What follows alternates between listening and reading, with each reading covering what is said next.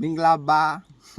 အားလုံးဒီနေ့ပြောင်းစားပြအောင်မြိုက်ပြောတာမင်းကတစ်လုံးနှလုံးလေးနဲ့တဲ့ရေမခုံဘူးတဲ့ကျွန်တော်ကပြောမယ်ဆိုရင်ဗျာရှိတယ်ဒါပေမဲ့မပြချင်ဘူးဗျာစားတော့လေလိုပဲပါဇက်နဲ့စားတာဆိုတော့ဒီနေ့မှာ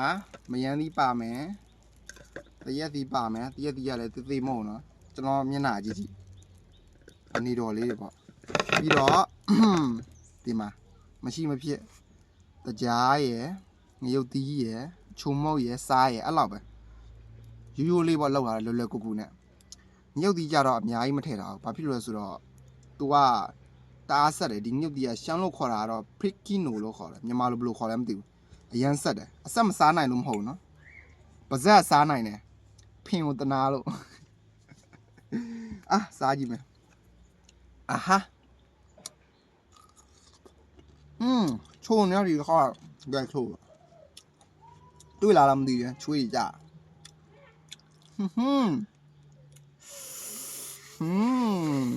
ပြီးပါတယ်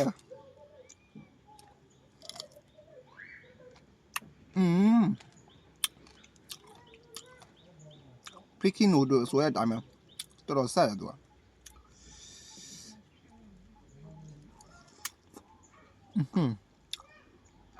တလောက်ပဲပါဇက်ပါရဲပါ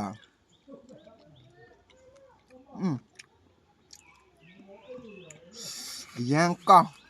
တကယ်ပြောတာစားကြည့်ပြအောင်ကြည့်ပါဦးနော်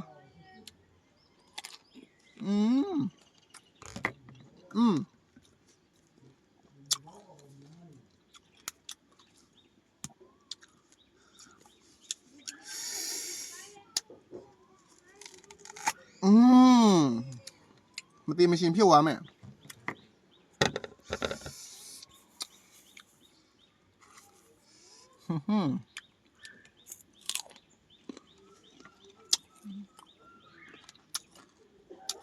အာ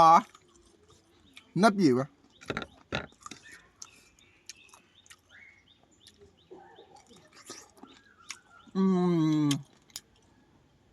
အလုံးကတော်တော်ကြီးရဆိုတော့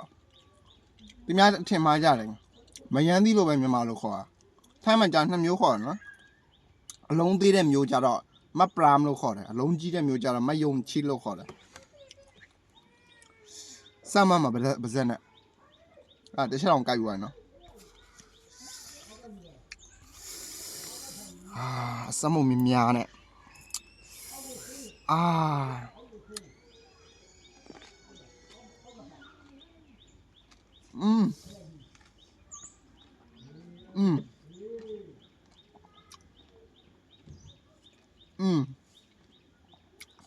နပ်ပြေပဲ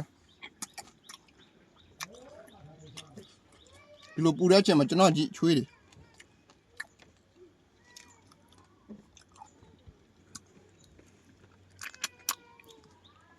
အစီတော့မမျိုးချနိုင်ပါတလုံးလုံးစားပြရမှာလူတလုံးလုံးဖင်မိုင်းကြကျွန်တော်သိမစားဘာဖြစ်လဲမလဲဘာပဲဖင်မိုင်းသိမစား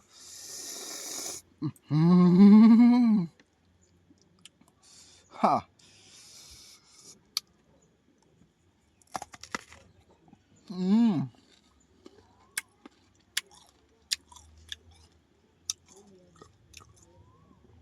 အိုး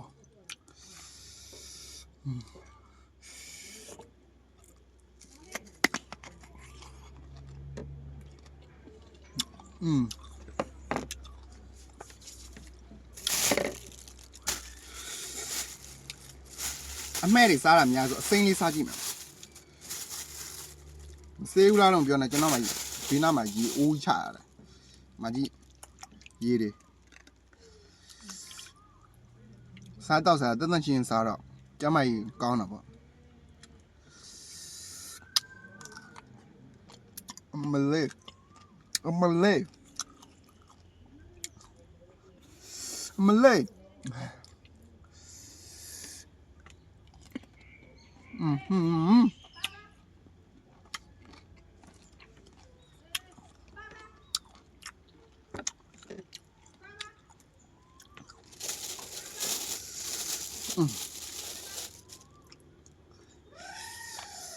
သူများဘယ်လိုစားမလဲကျွန်တော်ကတစ်လုံး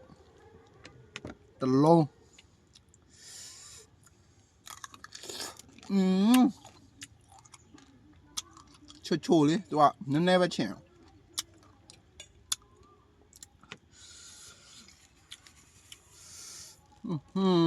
အမှုတ်အဲ့လောက်ထည့်ရတယ်